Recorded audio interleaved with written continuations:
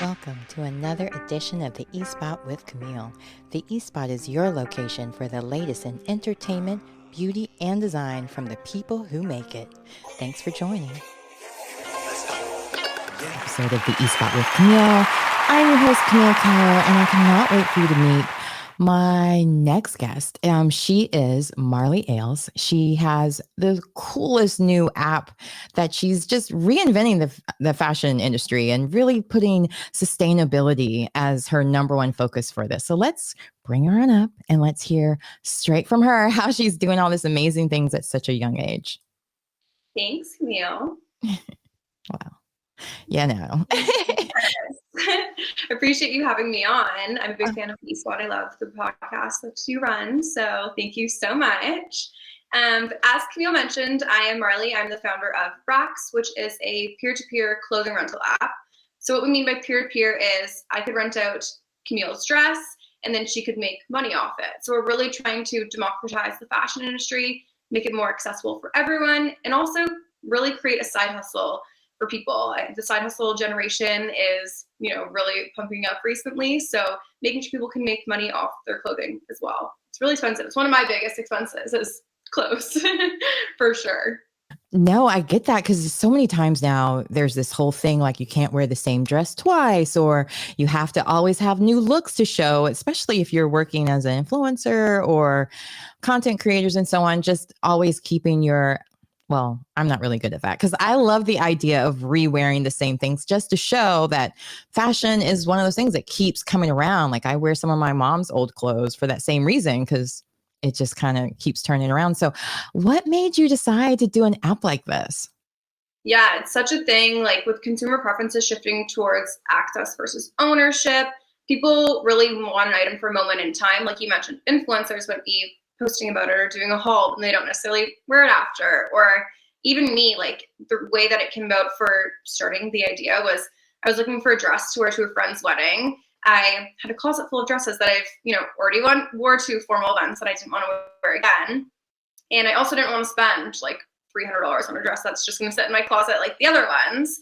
So I thought there must be like an app or somewhere I could rent out an item from someone like that lives nearby me that has the dress that I might want or is a similar size style of me. And to my surprise, there really wasn't anything. So I was like, I need to start this because you're right, like it's such a shift in the consumer mindset these days where we just have a need for newness. And with trends going so quick and out of style, like it just kind of made sense to have kind of the access model for fashion. People get started with an app. When you're explaining things to someone, a lot of times you're like have to compare it to other things for them to get it. But this is something so new and different. How did you go about even getting people to buy into it, to understand like you're getting your clothes back? It's just a temporary thing. Yeah, it's really difficult because peer-to-peer fashion rental is a new category, right? Like it's not like it exists. Well, it's starting to exist and it's starting to pop up, but majority of people don't know about it, right? So I not only have to promote like what Rax is, but I have to promote the entire category and educate people on how peer-to-peer rental works. And you're right, there's platforms like Rent the Runway where they own all the inventory, so you're renting directly from them. It's not like that peer-to-peer model where you can also rent out your clothes. And I'm in Canada, and I know the US market is always ahead of Canada. So there are some players similar to Rax in the US, but it just hadn't been brought to Canada yet. So really trying to be the one to start it in Canada. I'm just blanking. I had a guest on before, Hope Noel Davenport, who did Hope Trader, and it was similar model, but it was mainly only designer clothes. So it gave you that option of trading in your old Louis Vuitton for a new, or maybe not necessarily new, but new to you type of thing. But it was still like a trade, like almost there was no real money being exchanged. You couldn't rent or buy. So it was a matter of it was interesting because I got a couple of like Diane von Furstenberg dresses from it and enjoyed that idea. But it was just one thing I wonder about because she was a tailor. She was able to like fix any men's or anything as well in case the product came in not completely perfect. So what for you do you make sure for, I guess, from the client side that when they receive the garment, it's in the same condition that it was advertised to them too, but also on the other side that the person lending the dress gets it back in the same way that they originally gave it. You know what I mean? Like, how do you make sure of that, the quality control with that? Yeah, it's a really good question. That's probably the number one question that we get asked is like, oh, I'm not too comfortable renting out my clothes. Like, what if I don't get it back, or what if it's ruined? We want to make sure that lenders are 100% covered for their item for lending it out. So we make sure that borrowers can opt in for a protection policy. So it covers like minor wear and tear. So if like a zipper comes back broken or there's like a stain, like we'll pay for the dry cleaning. And then if they totally like ruin the item or don't give it back, which has never happened before, thankfully. But if they do, then the borrower is liable to pay for 100% of the value of the item. So we really want to make sure there's like zero risk in lending out your item. Fantastic. I'm glad to hear that, because that would be my main concern, because sometimes you don't want to get rid of your clothes because you do like them, but maybe they need a new life for a little while. I need to miss them to understand, to like love them again. You know, you see it on somebody else, like, oh, that's how they styled it. Maybe I should try something different. So there's also that fun part of it. But when you first started your business and got into it, was there ever a time where you're like, oh my gosh, this is too hard? What am I thinking? And how did you overcome that? Like when I first started, I was like, why would I be the one to start this? Like, it was such a good idea. Why wouldn't it be done? Why wouldn't it be done with someone with more experience than me, more resources, time, money? Like, it was such a good idea. It'd already be popular and it would already be out there. And I think that's something a lot of entrepreneurs tell themselves, like, why me? Why would I be the one to start a company? But if everyone thought that way, then we'd never have anything new. And, you know, you think like fashion retailers should be doing this already, or like huge fashion brands should already be into peer-to-peer rental. Like, why haven't they? But companies are so focused on like what they're doing presently that they don't always think about like the future of new trends. So yeah, definitely when I first started, I was doubting myself and I thought like, why would I be the one to start this? And even like some days now, and when I first launched the app, like I think you kind of never really get over that. There's always kind of that doubt, self-doubt. But yeah, you just have to keep going and really celebrate the little wins, because that's what makes all the difference. You know, as an entrepreneur, you're like 1 step forward, 10 steps back, 20 steps forward, 1 step back, right? Like it's such an up and down, and that's kind of part of the fun as well. Totally agree. Even today, I had a migraine earlier. That's why I have barely any makeup on today. But I was feeling a lot of like all that. When you're not feeling well, sometimes that negative self-talk can just really take over. And I was like, oh, I should stop doing this. I'm too tired. I'm older. You know, I need to focus now that the strike's over. I should just focus on acting and so on. But then I got like a letter that said I was nominated for something. And I was like, why would I give this up? This is wonderful. Da, da, da, da. They appreciate me. Unlike, you know, like you go through, but sometimes it just takes like someone pouring into you. It doesn't always need to be a nomination. It just somebody telling you, this is a great idea. I love that you're doing this. And it's good to hear that from people, especially the people that are the closest to you, but even getting like surprise ones with reviews. Have you had anything where you want to shout somebody out that's maybe kind of kept being your encouragement, your cheerleader doing all of this? Well, congrats on your nomination. That is amazing. Huge news. And it's true. It just takes like those little things, those little wins where you're like, oh, I don't want to do this anymore. And then something happens. You're like, wait, I love doing this. Why would I quit? Right? Like it's such an up and down, but you got to hold on to those up. So congrats on your nomination. Yeah, I guess I remember my first like positive review. And it was like in the first couple of months of launching, and people were starting to use the platform and starting to get those like new names that I didn't know, and the new listings from people and borrows, and it was super exciting. And I remember when woman reached out to me being like, I've been eyeing this dress for so long. It's like $800, and I obviously wasn't able to afford that on my own. But now that it's on racks, like I was able to wear it to an event, and the way it made her feel, because you know what you wear is a big representation of like how you're feeling. I know when I'm wearing a great outfit or put my hair and makeup, like you just present yourself in a different way. And she was like, I didn't want to go to this event, but I walked in there like so confident, got so many compliments, and like it totally changed how she felt about herself. And it's stories like that where I'm like, okay, this is why we do rocks. Like, yes, we're a fashion rental platform, but it's the why behind it and like how wearing an item makes you feel. So that was probably the best, like kind of first positive review that we got. And yeah, I still think about it today. That's fabulous. I wonder for you, because you are so young, were there like when people like maybe brought that up? Because I know you have an amazing background. You've worked with some of the like growth strategist at Bell Curve, and you did all these wonderful things with other companies, Ogilvy even, and you went to school of business. So do you ever like, how do you overcome that? Because sometimes I feel like with people, not distrust, but not always willing to give new opportunities on a great scale to younger people. And it's such a missed opportunity because, like, I don't know, I feel like the closer you are to the root, the better chances that you haven't been told no too many times. You're still a dreamer. You're still a believer. You still don't know your or don't believe in those limitations yet. So it's like the perfect time to really try new things, to start these new businesses and fail or start back over, do all the things, you know what I mean? So how did you go get people to look beyond your age and really just understand you have the resume and the background to follow it up? So how do you go about doing that when you're pitching to people who maybe discredit you? You know what? It's so funny. When I first started, I was like 25 and I was like, oh, I should have started this like in university. Like it's too late. Like it's such a side hustle, like generation entrepreneurship, where someone's like 14 making like $1 million on TikTok. Like it's such a funny time where people are like so young and it's like a side hustle thing. And I look back thinking that, and I'm like, that is so crazy. Like starting a business at 25 is so young. Like I don't know why I felt like it was too late or I should have done it earlier. I think it's something that just gets told to people. But yeah, I started at 25, and when I was pitching to like VCs and stuff, it was that typical, 50-year-old white male kind of looking at me like, oh, you have a fashion rental app and you're so young, like good luck with that type like thing.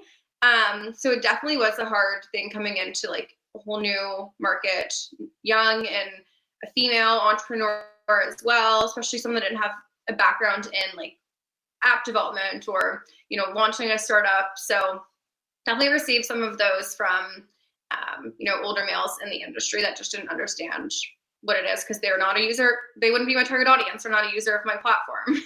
It's kind of weird how much men are involved in beauty, fashion, and cosmetics, and they're not the demographic that most of those products are made for, but they're the decision makers. Like it's very frustrating when you're trying to like break into that industry and you realize, oh wait, it's a boys club.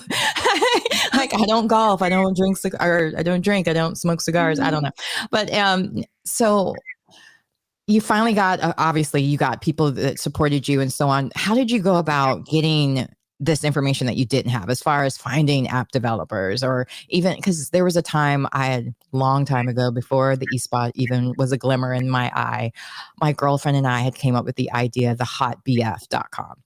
The Hot BF was the hot beauty finder. It was basically Style Seat before before it started. It was going to be just so, because I moved around a lot and I worked in the entertainment industry as a makeup artist as well. And it was hard every time I moved somewhere new, trying to find somebody that I trusted to thread my eyebrows or to do my hair, or to do my nails, or esthetician and Botox, whatever. Like it was hard to like break the cracks. And not always do people want to be like, oh yeah, I get Botox. This is who I go to. Like it's not something people always advertise. I do. You can check my Instagram. I'll tell you who. But needless to say, it like the first person we trusted to build our website out was a complete fraud, took the money and ran basically, and couldn't never develop like, and then after that point we were both kind of like, maybe not. And I was pregnant at the time too. So mentally I was just like, oh, I can't lose that much money again. I'm getting ready to have a kid. So for you, that's why I was asking about that, just because I kind of regret sometimes that we did give up so soon, but it was also, it was a learning experience of like, you can do it yourself. You just got to find the right people. And sometimes people will tell you people that aren't there yet. So how did you go about finding the team that you could trust? And obviously they worked well. So can you give a little tips on how you did that? Yeah. Oh no, I'm so sorry that happened to you. There's so many horror stories in like the development world. And I actually kind of had this kind of a similar story, not that extent. But when I first had the idea for Rocks, I obviously have a marketing background. I'm not technical at all. So I originally tried to find that like technical co-founder. I was basically on like every co-founder matching site, messaging every like developer on LinkedIn. And I really couldn't find anyone that was as passionate about the idea as I was, or someone I would get along with. They really say finding a co-founder is like a marriage, because you're working with them all the time and you have to agree on a lot of different areas. So I just went the development route of like paying a developer. I got a bunch of different quotes, and what I wanted to build for a fully coded app. They were like, okay, that'll be like $100,000 in like a year. And I'm like, okay, well, I'm not doing that. So I ended up doing a no code, like low code tool, which is a lot quicker, cheaper. It's kind of like drag and drop, and there's like some customizations that you can do. So I ended up going that route. Had a developer through an agency. She was supposed to be working full time on it. I found out she was only working part time. She had a full time job, so she was only working like a couple hours at night. The app was supposed to take like 2 months. It ended up taking like close to a year, maybe 7 or like 8 months. So we found out she had a full-time job. I got 2 new developers on from that agency, and then finally the platform was ready, and it was completely slow. It was laggy. It's just the no-code platform couldn't keep up with the requirements of my app, which I had no idea, because I was told by this development agency that this would be the perfect solution for what I needed. I put a lot of trust into them because I really didn't know anything about the no-code like platforms out there. So spent 7 months, probably 3 times as much money as I wanted to, and as I was quoted, because it took a lot longer, and just like new features always kind of pop up that you need. And then it was ready, launched, and it was slow and laggy, and we're still like using that platform, and it has taken another 6-7 months to take that platform to coded. So now I have a new CTO on that is rebuilding the app, but I kind of had a similar experience to you, where it was like, she was working full time, then I got this app ready and it wasn't good at all, and then now I have to fully rebuild it. So there's a lot of horror stories in the development world. I can only imagine. And that was the thing, like for me, because I wasn't very tech savvy, I was like, I don't really want to, I didn't even know those no app or whatever you just said things exist. No code. That's it. No code. I'm like, I've never heard of that. New information, type of thing. So it's like clearly not my area, but it was just, I needed a need fixed, and thankfully somebody else did it that was better at it anyway. And I use it all the time now. Thank gosh, my hairstylist uses Style Seat. So it's so easy to let me know even when she has like appointments available. This is not sponsored by Style Seat, by the way. I just realized I'm saying a lot of names here today. None of them are sponsored. We're just talking. I'm sharing information that's worked for me. And I love that you've been so transparent about what you've gone through too. I think sometimes people just assume it's if it's easy, then it's meant to be. If it's working too hard for you, then give up. And that's not true, because sometimes it's right after the hard part, the best part starts happening. So tell us about the wins. What have been some of the big wins that you've had that has really just made you so excited about this app, and just reconfirms the fact that this is the best app that you could have created and you're so proud of it? Yeah, I think having a slow and like laggy app is almost the best test of if people are going to use a product that like doesn't work that well, then they're going to use a product that does really work well, right? Like something they talk a lot about in the startup world is product market fit, and like making sure that your product is what people actually want. So being able to launch like using a no-code tool, which is cheaper, quicker to market, just get it out there, even though it has like its quirks and is a bit slow, was the best test, because we were able to find out what users want, get their feedback, and then actually take that information. And now we're building that fully coded app that will, be a lot quicker and actually be what they want, because we talked to them first. So even though that was like the worst thing we went through, it was probably the best, because we were able to learn so much from that experience. And then the other wins that we had was within 24 hours, we got over 100 downloads of Racks, just with organic word of mouth marketing. Like we didn't do any paid or anything. And I remember thinking, like if I just got like 50 users, like ever, that would be amazing. And we hit over 100 in just a day. So that was like probably the quickest, like, I don't know, affirmation that like we were doing the right thing. People actually wanted Racks. And then another win that we just had was I was pitching in a pitch competition for Coors Legacy Lift. It was their 150-year anniversary, and Coors, like the beer company, had really humble beginnings, and they just started brewing, in like their basement, and grew into this huge global brand they are today. So they were doing their like 150-year anniversary, and I applied to pitch, and then I actually won, and it was a $40,000 grant, which was actually like huge. It's almost what I put into the business of my own money. So recouping that within not even a year of being live was just kind of another I don't know, just another way of being like, what you put in, you've already gotten back. So that was really exciting. And now I have money to play with for my new launch of the new app. That's amazing. Now, for users, because obviously you got more than 100 now, but what would be like your biggest selling point for why somebody would need this? Why, I know you mentioned the bridesmaids dresses, but I just want to make sure that people who sometimes, like developers or like people that are investing, you have to really paint the picture for them to understand, like, oh, this is why I need this. So what are some of the reasons that people would definitely need to use racks, especially in Canada? Because I'm really sad it's not here. And I mean, I guess you can tell us if you're planning on expanding as well. Yeah, the US will be the next place we expand to. Huge market there compared to Canada. So really excited to get into the US. But why people would use racks on the borrowing side, you can borrow items for 80 to 90% discount. So if you have that, dream dress that's $1,000, you can rent it out for under 200.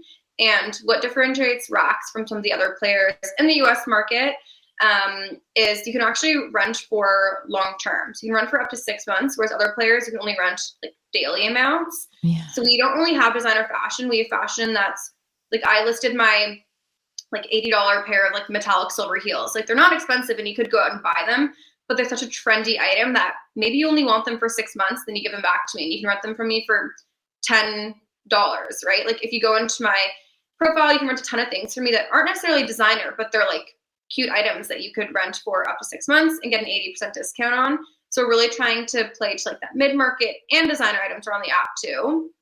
So that'd be on the borrowing side. And then on the lending side, like why you would list out your wardrobe is if you have all these items just sitting in your closet that you spent hundreds, thousands of dollars on, you can monetize them. Like, those formal dresses that you wear once a year, if that, you rent it out for the other 364 days and make money back on them.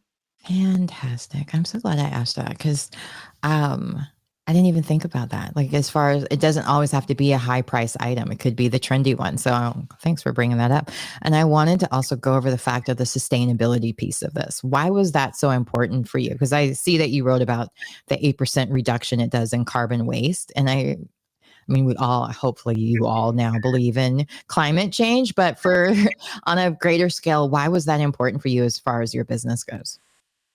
Yeah, it's funny. I think we all know like the fashion industry is really bad, right? Like we know that it's bad for the environment and bad for people working in those conditions. But until I actually started looking at the research and the stats and started racks, like I didn't realize just how bad it was and how it literally needs to change.